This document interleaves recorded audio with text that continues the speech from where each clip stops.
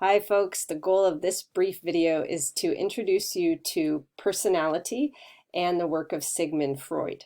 We're going to start by just giving a brief definition of personality and then moving on to Freud's work.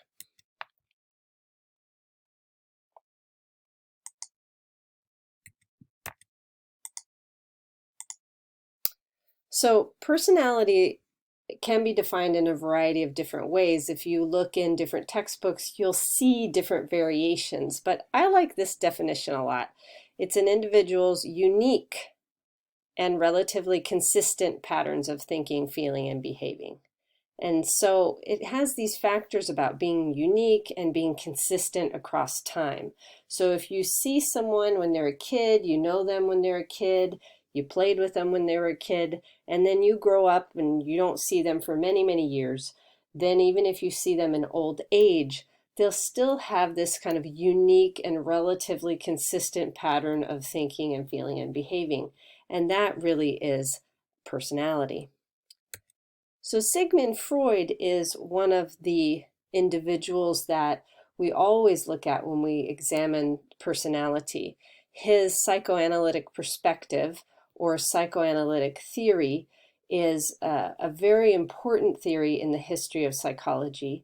It does have influence today, though a lot of the nuances of his theory are not considered to be particularly valuable or accurate today. But some of the things that he came up with are so ingrained in our psyches that we don't even realize that he contributed this. And I'll get into that in a minute. So his psychoanalytic perspective is developed by him over a series of years. And I will say here that psychoanalysis or psychoanalytic theory is really two things. It's a theory of development and, as part of that, a theory of personality. And then it is also a type of therapy. So when we talk about psychoanalysis, we're really talking about a type of therapy. You may have seen illustrations of this in movies or, in cartoons and things where there's someone laying down on the couch and the therapist is sitting behind them or they can't be seen. And they're often doing this thing called free association where the patient is just saying whatever comes to mind. And then the therapist is asking questions to kind of get at where those things that you free associate come from. And then in terms of the theory of development, that's really what we're going to talk about today. You'll hear more about the type of therapy when we get into the chapter on talk therapies, which comes a little later in this class. Here's a picture of Freud. This is a very famous picture of him. He was often shown with his cigar in hand. He was a very avid cigar smoker. In fact, later in life, he developed cancer of the jaw from likely his smoking habits. And here is the front of his house. If you go in this door here, you go up some stairs, and I believe it's this unit right here, and you see the stairs inside. And when you go into his house, which is in Vienna, Austria, it's just a tiny, tiny little flat in this building, and it's so amazing to think of all the work he did from this tiny little flat. So he became educated as a neurologist, and he would talk with his patients quite a bit. And over time, he started to notice that his patients would report unusual problems that didn't fit with the current knowledge of neurology at the time. For example, they might report that they had numbness in an entire hand, the top, the bottom, the fingers, and so on, ending at the wrist. Well, in terms of how the nervous system is laid out, that's not actually really possible. And so he started to ask them questions about their pasts, about their childhoods, all sorts of things to learn about them. And what he found was that as some of these folks talked about those problems, then these, quote, neurological problems would go away. And so that becomes the basis kind of his theory over time. So for our purposes, you really need to know about the different parts of his theory. So in his theory, there are three levels of awareness. And so the first level of awareness is what's called the conscious mind. So if you look up in this image on the right side, you see conscious, preconscious, and unconscious. These over here are the levels of awareness, and this is what we're going to focus on here. So the conscious mind, if you're looking at this model of the iceberg, and so many people love the model of the iceberg, it's just, they adore it, because the thing with an iceberg is that it's tiny on the top, sticking out of the water, compared to what is down below the water. That is considered to be, and is in a real iceberg, much, much larger than what you see on the surface of the water. So the conscious mind is the information in your immediate awareness. And so it would sit above the surface in this model, and it's the things you're aware of right this minute. So if you're paying attention to this video, this is in your conscious mind. You know, if your cat's meowing down the hall, this is in your conscious mind right now. And it would correspond to memory in terms of short-term memory. It's happening right now. It doesn't last for very long unless you need to attend to it, then it'll go into long-term memory. So our conscious awareness, when we think of consciousness, we usually think about this part right here when we talk about it just in general life. The next piece is the preconscious mind. Now notice that this is just below the surface, and here it says information that can easily be made conscious. So if I tell you to think about when you were in 6 years old and what you were doing at that time, were you in first grade, where did you go to first grade? Suddenly you can pull that information forward and bring it up into the conscious mind where you can think about it. They put it here in the model just below the surface because it's there, easily accessible, but you have to look for it. Kind of like if you're in a rowboat and you go out on Lake Tahoe, you know, the water's very clear. If you look down into the water, well, you can see into the water. So it's kind of the same idea. This is the stuff you can easily look for and access. And it would correspond to long-term memory. It's hanging out there, you just have to go and find it. And the next level, you can tell from the picture, is our unconscious awareness, which is kind of ironically, we are not aware of. It's our thoughts, feeling, and urges and wishes and things that are difficult to bring into conscious awareness, and also that may guide our behavior without our being aware of it. So this is the unconscious mind. Now this concept of the unconscious mind here is hidden beneath the surface, and you cannot access it freely or directly. So if I tell you to go and find something in your unconscious mind, an experience that happened to you maybe when you were a child that was somewhat traumatic for you, that had been stored there in the unconscious mind, you couldn't directly access it. And so this became the basis of Freud's therapy work. What happened is he could get people to spread out on the couch, lay down, and then he could ask them questions like, oh, just tell me what comes to mind. And over time, as the person reported just whatever comes to mind, he believed that the unconscious mind would start to influence the conversation. In other words, the therapist's job would be to look for themes that were kind of hidden amongst the gibberish of all this whatever comes to mind. And over again, well, that's interesting, you know, I'm thinking about my mother again. And then the therapist's job would be like, oh, well, just tell me more about your mother. And then they would kind of guide this revelation coming from the unconscious mind. The royal road to the unconscious, according to Freud, was from dreams.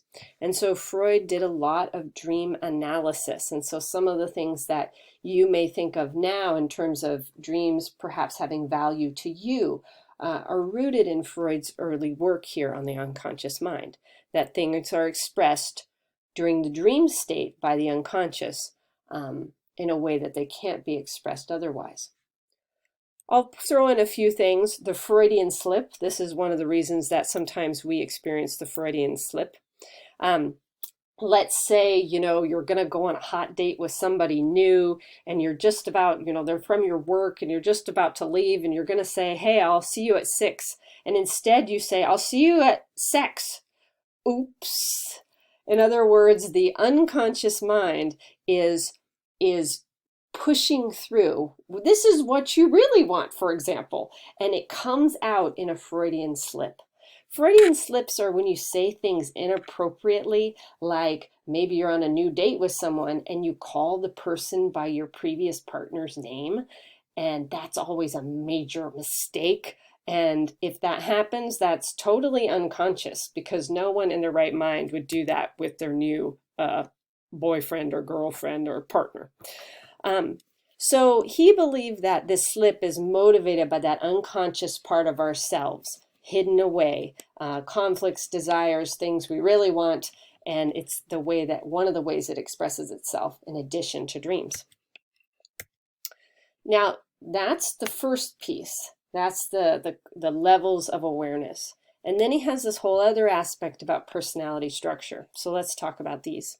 The id is the original personality structure that you were born with as a child. It is entirely unconscious. The baby just does what the baby's gonna do. They don't think about it. It's just all id driving them. The id is the part of ourselves that wants what it wants and it wants it now. It is guided by something called the pleasure principle, which is that it seeks out instant gratification.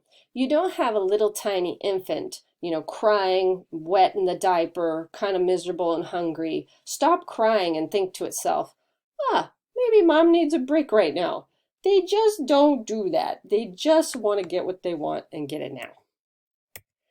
The next idea in connection here is that I want to point this out, that the id has two conflicting instinctual drives, and these are going to drive behavior. So these, if you study Freud more, these will become more important, but I like to just mention it because it gives us a place to kind of talk about libido and his idea about libido.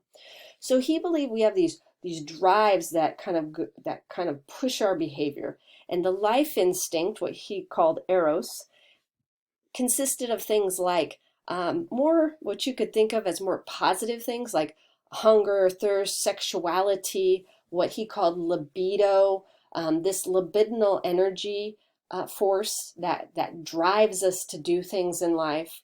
Freud, nowadays when people think of libido, they think of just a sex drive. And when you say, oh, that person has a strong libido, you mean they have a strong sex drive. Freud actually really meant it like it was like a procreative force, something that made you go out and seek to do things in the world, and included this kind of sexuality component, but it wasn't just all of that. So you'll hear about Freud and his libido, and this is where it ties in. It's kind of this motivating force. On the other side, he also had something called the death instinct, which was kind of the negative force, aggression, recklessness, behaviors that are destructive. And so he thought these were kind of constantly in competition with one another and fighting with one another. The second personality structure, again, now we're on personality structures, there's 3 of them. Id was the first, the second one is ego. Now the ego develops from the id near the end of that first year of life. And so that ego is what we, is kind of it's our rational, organized self. It's the part of ourself that thinks a little bit more before it acts. The id, I want it now. The ego crosses all those levels of awareness, unlike the id, which is just residing in the unconscious level of awareness. So if you go back and you look at the picture a little earlier, you'll see that the id is down in that unconscious level, and then the ego's crossing all 3 of those levels, the conscious level, the preconscious level, and the unconscious level as well. And so the ego is the part of ourselves that kind of figures out what a person should do and why. And so it's based in the reality principle. The reality principle says that you're going to seek out gratification within the bounds of social norms. So yes, the id says, give me what I want, give it to me now. And the ego says, maybe you can't have that right now. Maybe you need to do it differently. So imagine a little kid, 2 years old, 3 years old, they're going for the cookie jar. They want that cookie. That it is like, give me that chocolate chip cookie. I want it right now. I'm going to stuff it in my face. And the ego steps in and says, oh, hold on, hold on. There's probably a better way to go about this. What are you going to do? You need to do it a little bit differently. Maybe you need to ask your mom first, or you ask your dad first. And so this ego is what kind of helps guide our behavior, and it develops in that first year. Here's our next structure, the superego. Now, it's going to develop from the id during childhood, maybe around the age of 6, and it also crosses all levels of awareness, the conscious, the preconscious, and the unconscious mind. And it tells you what you ought to do. I put this little angel up here because, the id is more like the little devil on your shoulder, and the superego is more like the little angel on your shoulder. As you've seen, no doubt, in cartoons, right? When the person or the animal in a cartoon is trying to make a choice, and they have this little devil on one side telling them what to do, and they have this little angel on the other side telling them what to do, and there's this conflict. So the superego tells you what you ought to do. And it would follow something called the morality principle. And if you didn't do what it said, it's going to make you feel guilty or ashamed of yourself. And so that's how it enforces what it wants. So imagine this, the id and the ego in the middle. So the id is on one shoulder, the ego is in the middle, and the superego is on the other shoulder. And the superego is fighting with the id. So let's imagine, and this is an example from my psychology teacher, a gazillion years ago. When I first took psychology, he gave this example, and it always stuck with me. So imagine that you're a young single male, and you've gone into the grocery store, and in front of you is this person that you find extremely attractive, and you're interested in talking to this person and getting the details. In this case, it happens to be a young woman. And so you're behind her in line, and what is the ego gonna say? The ego is going to say, whoa, whoa, whoa, whoa, whoa, I got to balance these forces. So the little devil on the shoulder, the id, is going to say, grab her right now. She's right in front of you. Just get a hold of her right here on the conveyor belt. Come on. And then you're going to have on the other side this little angel-like figure saying what? What will that angel-like figure say? It would likely say something like, oh, that's disgusting. How can you even think that way about another person? My gosh, I'm just horrified. What is wrong with you? So you see the conflict. And then the ego right in the middle balancing these forces. So now the ego has to come up with something that's like socially acceptable behavior. So what might that be? You don't want to just walk away, but you don't want to do something totally inappropriate and get arrested. So maybe you ask her for her phone number. You try to start a little conversation. Maybe when she goes out the door, you walk out the door, and maybe she's out by your car and you say hello, and you might say something you noticed, something more appropriate. So you have these 3 structures of personality that are in conflict at times, especially the id and the superego, and that ego is going to try to balance it out. Now the ego gets really stressed out because the ego has to constantly be figuring out what the right thing to do is, how to solve this conflict inside the unconscious mind. And so it uses something called defense mechanisms. These are unconscious mental processes that are used by the ego to reduce that anxiety or stress that comes from trying to deal with these 2 sides of oneself. Repression is the most classic example. So repression is when to suppress and to repress are 2 different things. So repression means you shove it so far down into the unconscious mind that you cannot think about it even if you want to. So classic examples of this are somebody has something terrible happen to them and they have no memory of it at all. They didn't have brain trauma or anything that would have caused a lack of memory. They just don't remember it. That's repression. It's been pushed so far into the unconscious mind that it cannot actively be remembered. Now, suppression is different. Suppression means that you put it out of your mind, you shove it into the preconscious mind. You don't want to think about it now. Let's say you're driving to school, you get in a little fender bender, you're okay, the other person's okay, but now you have to deal with this. You have a test that day, you decide, I'm not going to think about this right now. I'm just going to go to school and do my stuff that I got to do. I'm going to think about it later. That's suppression. You're actively pushing it aside, but it's still accessible should you want it. So for Freud and in his therapy style, repression is a major factor. Unconscious thoughts, feelings, experiences, traumatic events, all these things get repressed, which is why in the therapy they use dream analysis, they use free association during therapy to try to bring up these themes and address them. Displacement, I always like to think of this one as the kick the dog syndrome. So a person goes to work, let's say, something happens with their boss, they had a bad day, they're really just riled up inside, and they come home and the dog comes over and they just go, oh, get away from me, and they kick the dog, or maybe the dog chewed up something and they see that and they just fly off the handle. Instead of thinking, oops, I shouldn't have left my tennis shoes out, I know my dog likes to chew up my tennis shoes, they take it out on the dog. So they take anger and they displace it. Usually anger is the thing that is displaced. So the ego's like, oh, I'm so stressed out, that it is so upset, I'm going to displace this anger and put it on something else. Denial is another one as well.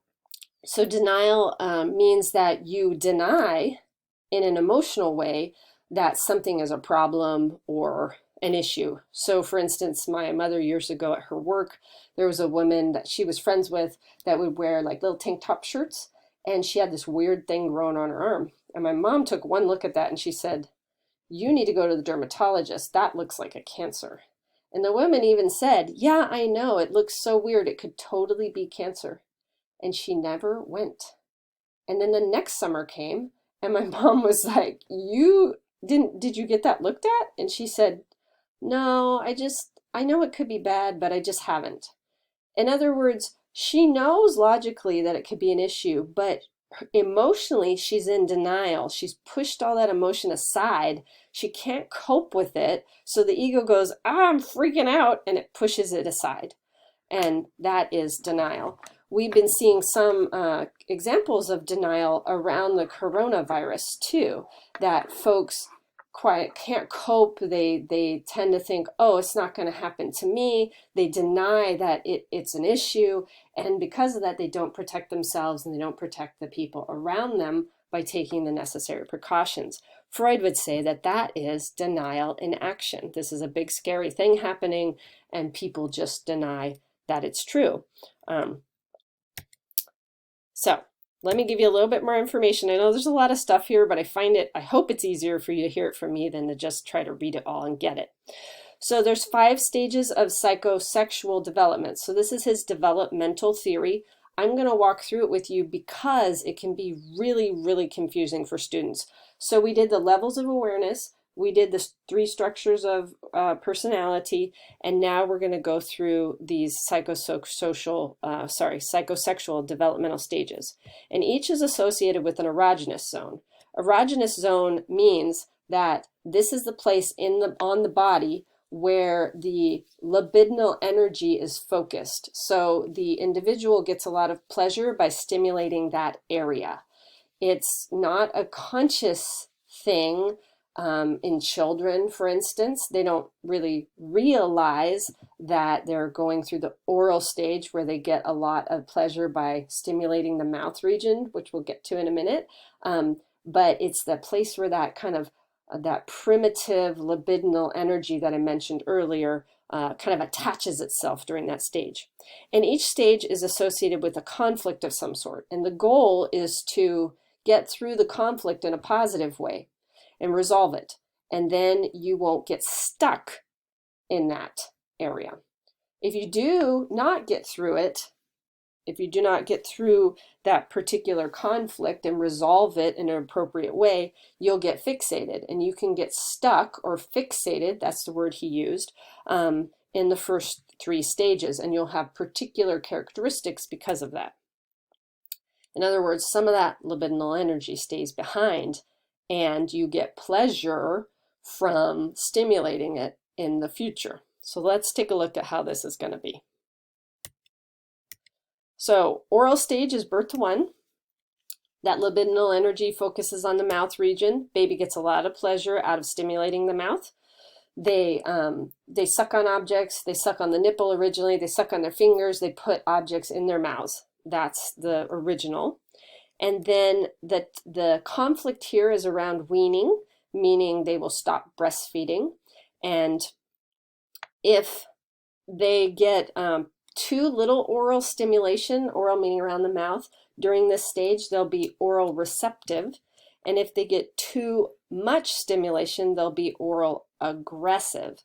So oral receptive would mean like they put things in their mouth. So if you know a friend who's always putting the end of a pen in their mouth and chewing it up, or the pencil tip, or chewing on stuff, Freud would say that's because they had too little oral stimulation. They may also do things like become oral aggressive, where they shout at other people and use inappropriate language and things like that. So fixation in this stage has to do with things around the mouth. And the person can get stuck there by not getting through the weaning experience or weaning challenge appropriately. The next stage is the anal stage, 1 to 3 years old. During this stage, the child is focused on elimination and stimulation of the anal region. The challenge to get through here is potty training. And of course, if you're a parent, you know that potty training is a really big deal, and for many children takes very, very long. Some not so much, some a really long time. So if you try to potty train your child too early, it is possible, according to Freud, that you may develop a child, or as an adult, an anal retentive personality. These people are very rigid. If you look in their house, they tend to be very rigidly organized. So I remember reading a book it was some years ago.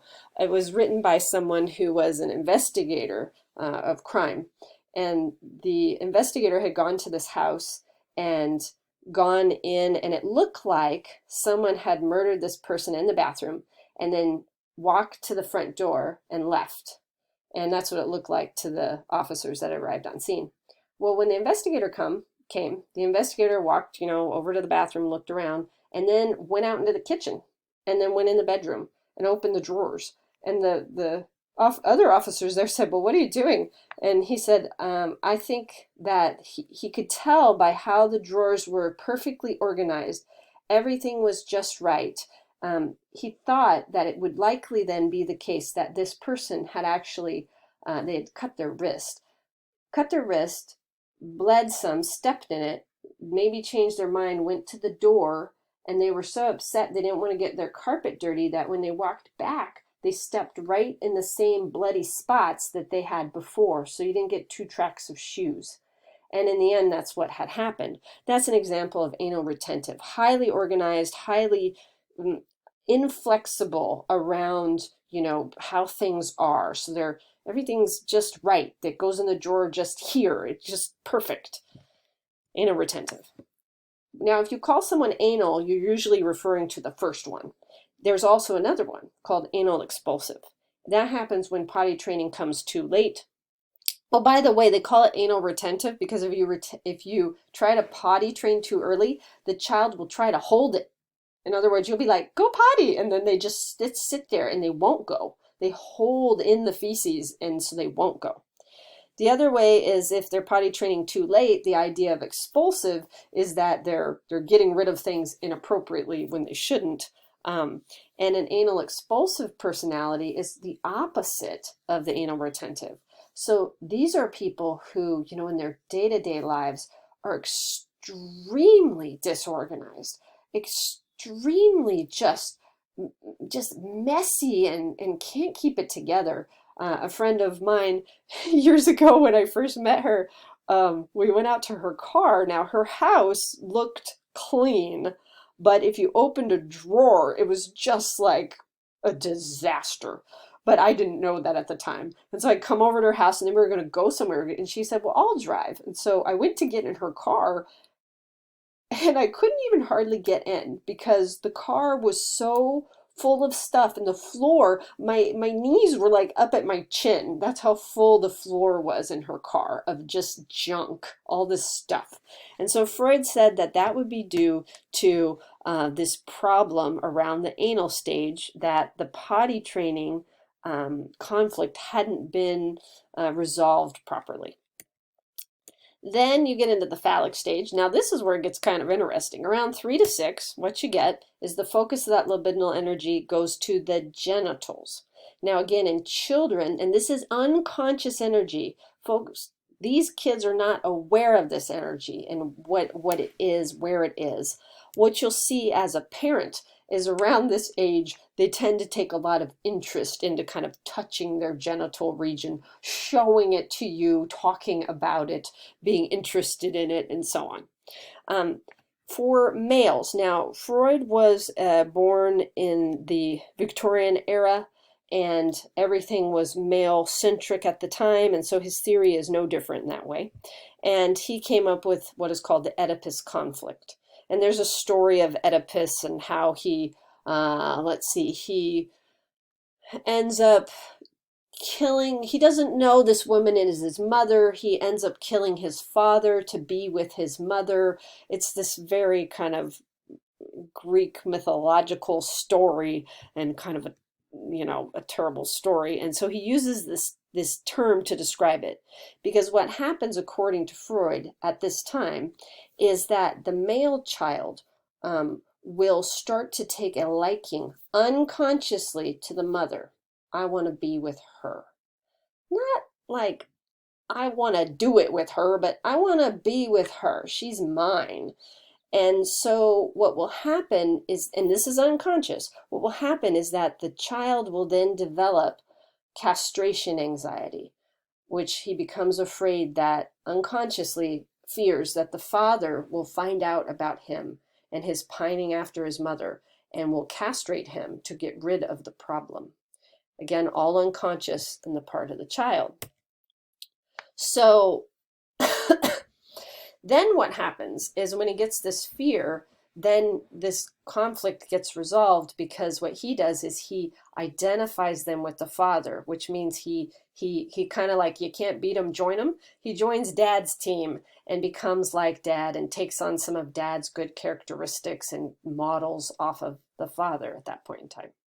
Later, Freud develops this aspect called Electra conflict, because he was criticized for just representing the male child. And so he said that in a female child, she notices what her father has, which is a penis, and she develops penis envy, meaning she wants what he has. Why don't I have a penis? I want one. And when she starts to realize, again, unconsciously, that that's not going to happen, that she's not going to be able to be like her father in that way, she starts to identify with her mother, who's like her, and she develops characteristics of like the mother and models after the mother. Now, as you can imagine, this is the piece of Freud's theory where people go crazy. They say, how is that possible? And of course, in the Victorian era where he was doing his work, oh my goodness, it's just created insanity, him saying this. Nobody even talked about sex then outwardly. Of course, people were doing it, but nobody was talking about it in a way that we talk about it now. And so this is probably the most problematic area of his theory. And nowadays, people don't actually, we still use terms like anal, and we still use terms like oral fixation, but really no one believes that the Oedipus conflict and the Electra conflict are accurate representations of what's happening in the unconscious at that time. The next stage, you get this latency stage in late childhood. He thought that the libidinal energy just checked out and the child focused on their education, and all those urges were repressed, and they focus on same-sex friendships. And then they enter in the time of adolescence into the genital stage, which is when they, have make relationships with um, other people in their age group, and express that kind of sexual urge, that libidinal energy, in a more outward way, as you do when you become sexually active. So that is a summary of Freud and kind of what his theory has done. I hope you find it helpful. Be sure that you're aware of the levels of consciousness, the levels of the different kinds of personality structures, the id, ego, superego, kind of where they live in terms of conscious awareness, pre-conscious awareness, and unconscious awareness. And then these aspects of his 5 psychosexual stages. I hope the video was helpful.